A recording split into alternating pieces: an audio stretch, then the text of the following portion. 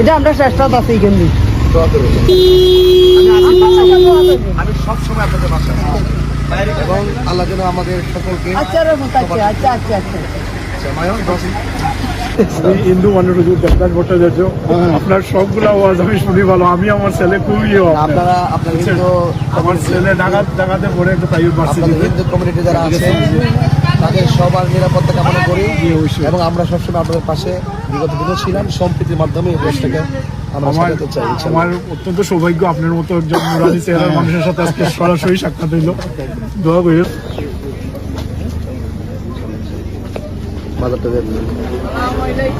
আসসালামু আলাইকুম। আরে ভাই সাহেব কেমন আছেন? হ্যাঁ ভালো আছেন স্যার। দোয়া করেন কিন্তু দোয়া থাকবে নি কিন্তু আমার কিন্তু ইনশাআল্লাহ দোয়া করেন আপনারা দোয়া